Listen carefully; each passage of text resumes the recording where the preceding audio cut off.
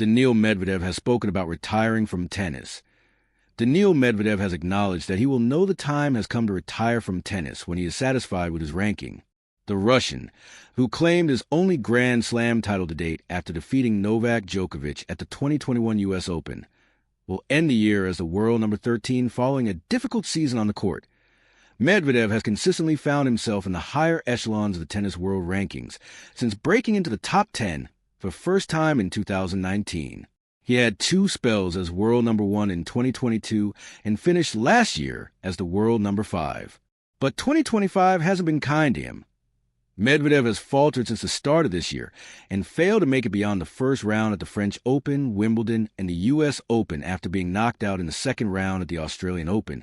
And discussing his ranking at an exhibition event in St. Petersburg, he explained, "If I finish 2026 in the same ranking, that wouldn't satisfy me much, and that's a good thing.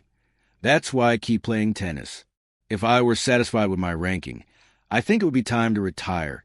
Despite his struggles on the court, Medvedev found some form toward the end of the year and claimed his first ATP Tour title in almost 2.5 years when he clinched victory at the Almaty Open in October. The 29-year-old, who threw away a 2-set lead against Rafael Nadal in the Australian Open final in 2022 before doing the same thing against Jannik Sinner 2 years later, overcame Corentin Moutet in the Almaty Open. Showpiece match, he reached the semifinals at the Shanghai Masters a fortnight before that triumph, and also progressed to the quarterfinals at the Paris Masters in November.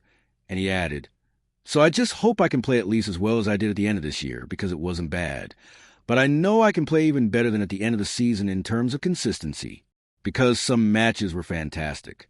For example, the match against Alex de Minaur in the quarterfinals in Shanghai. You can't play better than that. However, in terms of consistency, I could have played better. So I'm going to work on my fitness so I can keep up the pace and play well in several tournaments in a row, like before.